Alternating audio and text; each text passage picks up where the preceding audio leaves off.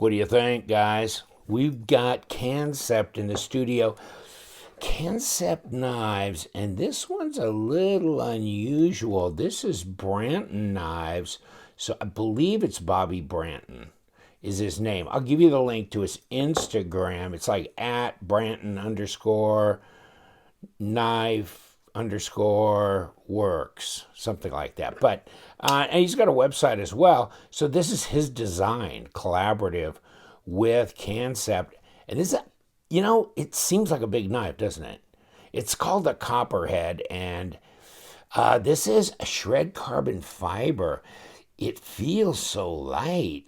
I think you can get this in G10. Oh, yeah, this is the most expensive one. This is a little over $200, and I think they got one in G10 with S35 that's all blacked out for under 200, and then they've got one that's in G10 as well, so you can kind of go however you want. This here little puppy is $216. Of course, use LTK as your discount code and get 10% off, which would be $21.60. So this is going to be below $200, and there's your info. I was just saying, black G10. So it's all blacked out, and that's $168 before discount. And then you can just get it in orange G10 with probably, 154 cm, not bad. $89.60 before discount, so that'll be in the $70-something range. It's an interesting looking knife.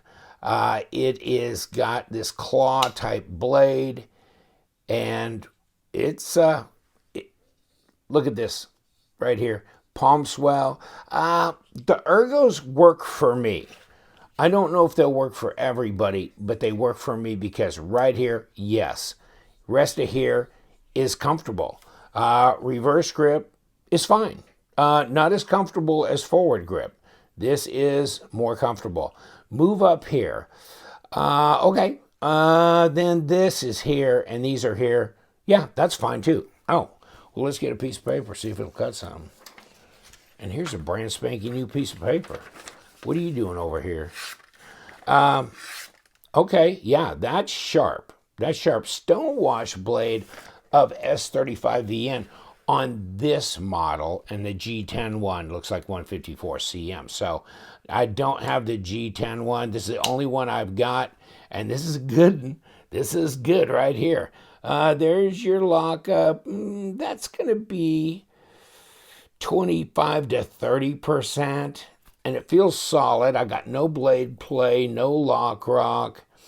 This is, one where your thumb can fit comfortably in here, and you can go up forward. So for, picking labels off of things and doing fine work here, got some recurve there, don't you? So I've got an attachment where I can sharpen a recurve blade, but there's some people really don't prefer them. I'm not a huge fan of recurves. It just depends on the overall design, to tell you the truth. But yes, I can sharpen them, so yeah, I can deal with it. Titanium backspacer and pocket clip that are blacked out, which is good. I mean, I think the only other way you could have gone with this is to do that in like bronze, and then do the hardware in bronze. Would have been nice too. So, but okay, that works. Let's throw it on the scale and then we'll measure it, because it's a reasonably decent sized knife, and I think you saw the specs there. 3.45 ounces, not even 100 grams, 97.7 grams. So that ain't much. And let's grab our little tape measure that goes metric and regular. Okay, so yeah, 3 3/4 here. Yeah, 3.65 up here. Cutting, 3.3 probably. Choil is big. So not, we're at 95, 96 millimeters, and 8.35 Overall length at 21 and a half, close to 21 and a half centimeters. Close, not quite there. Let's take my calipers and let's 11.3 millimeter, 0.44, so that's not that thick. Let's see what the blade stock is and settle it in here. 0.14 at 3.5 millimeter blade stock. That's pretty reasonable. That's pretty light, isn't it? Let's see. Let's compare it. Here is my Civivi Vexor, and that's a Mongo knife right there. But if you're, familiar with things like the paramilitary or the Para 3, not the my paramilitary is over here. Okay, Para 3. Okay, yeah, way bigger than the Para 3. Para 2. It's bigger than that. It looks a lot bigger than that. It's not really that much bigger, but it looks bigger, doesn't it? That's pretty crazy. So, but so light, contoured handles, unlike people who do them flat, okay? But these are contoured, so that's nice. It fits the hand better, I think, when they're contoured. And I guess, you're kind of up here, or if you want to get up here, but this little hump right in the middle, it's going to make you make a decision. You be there, or you be there. One or the other. And of course, with the swedge down here, it helps to reinforce that tip to keep it from being too fragile. But, oh yeah, she's sharp. She is good and sharp. Comes in a box. And it's solid. These boxes are solid. They got kind of a suede feel. It's kind of weird. I know they're cardboard, but it's got that kind of velveteen feel to it. And then, your microfiber cloth, the paperwork in here, and then you get this kind of pouch, okay? So you put the knife in here, and then you just tuck the flap in. Okay, so it's not a zipper pouch or a Velcro, that kind of thing. And then right in here, put your paperwork with your microfiber cloth, and it slides on like this. But it's really, structural. This is tough. This ain't gonna collapse, okay? There's some boxes out there ain't too strong, but this one is very, very strong. You know what? I think the design flows. So Branton, obviously, I'm really not that familiar with his custom knives and that work, but obviously he does a good job with a design like this because it flows. Let's look at blade to handle length. Yeah, you think? Yeah, I think we're good there. But he made way for a lanyard, and it's close, isn't it? See where the tip comes through right there. I don't know. It just depends on, I haven't put any lanyard cord through there, any 550, to see if that would really touch. But that's really, really close. Of course, you can't touch the blade here. You're good there. Yeah, backspacer's nice. And it's got jimping on it. This is obviously not real tactile here. This is not grippy, is what I'm trying to say. But you do have jimping on the flipper tab. And let me see if I can fail this. Let me see if I can, what the detent is kind of like. Oh, that was pretty good right there. Nah, I couldn't fail it. The detent's set just right on this. It's pretty snappy, and it's not real weak, okay? But it's just right. Yeah, it's where it needs to be on here. I can't snap it out like this. I can't do that. It's strong enough. So, a lot of the knives are 3.8 to 4.8, maybe 5.2. I'd give this one a minimum of a 5.2 on my scale of 0 to 10.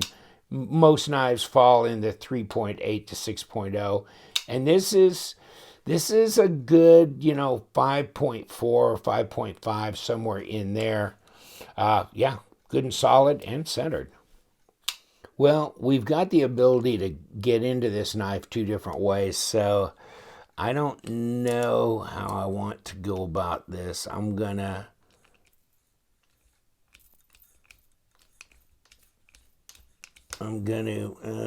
play with it a little bit, kind of. Yeah, I think this is the way.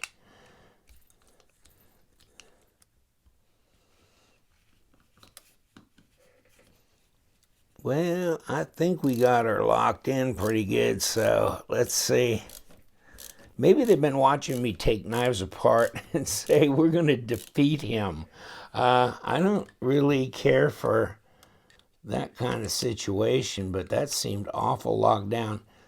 And I'm going to try and figure out, I think, actually, this is the screw here. So let me see if we've got it far enough. We can continue the rest of the way without, no, we still got to secure this end, don't we? All the way out. They made sure they got the thread locker 100% installed. Wow. Okay. I mean, I guess it's okay as long as they give you the ability to get in from both sides so you can stabilize it. But if they didn't, this would be a disaster. So a lot of knives are finished on the front and there's no entrance and they're just from the back. So that would be a bad thing, kind of like this. There's their logo, but that's it. So you want to make sure that you give us both sides if you're not going to put in a D-shaped pivot so that you can, stop the pivot from turning while you take the screw out. Alrighty. Now what do we got? Are these number 6s or number 8s? These are number 8s, so that's good. I can't remember if I remember some Kansept knives that may have had number 6s, but this one has number 8s. Now, with a D-shaped pivot, that would have been an extra bonus right there for this knife. But, I mean, if you've got Torxes, then you got Torxes, so you should be able to, go ahead and break it away. And there's all the screws from it, and yes, there's the carbon fiber, and of course there's the liner that's embedded in that scale, and of course here's your blade stop closed and opened, and it's it's internal, so it swings around on that track. And now we have, of course, we're going to move our screws away, and they look all the same size. Pivot screw. Now let's just pull this liner off, and then we can proceed. And it's nice to have a little widget to break that off, and we will give it a little bit of, just try and even up the pressure. And we take the liner off, and there it is. That's looking good. Looks clean. Interesting how they machined that little area out in there in the liner. Okay, and ceramic bearings. And there's the other side. And of course the back spacer in titanium. And we can confirm, obviously these little pass-throughs here, are magnetic, but the rest of it's not. No. But take it off, and there's no magnetism there at all. So the back spacer and the pocket clip are titanium. There's the pivot, and she's round, and she came in from the backside. And then there's the bearings.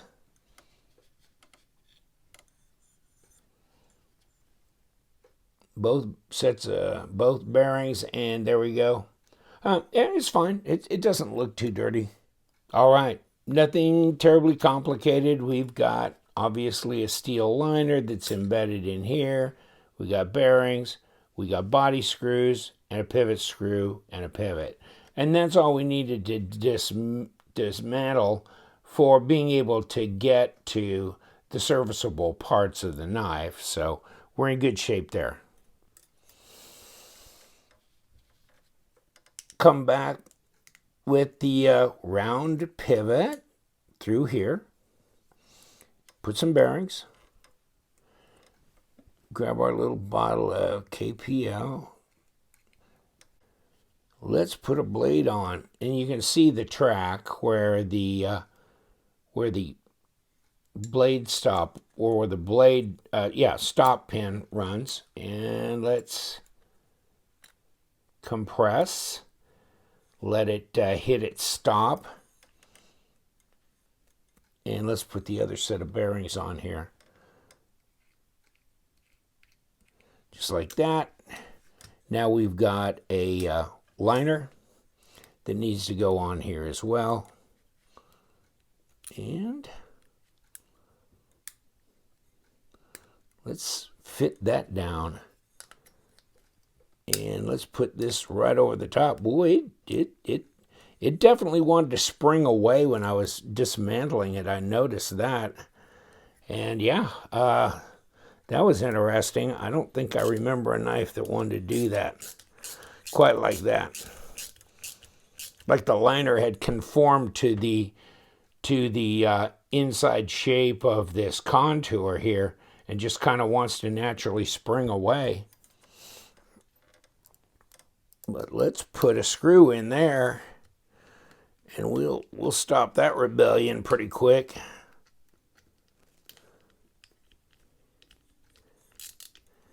Okay, good.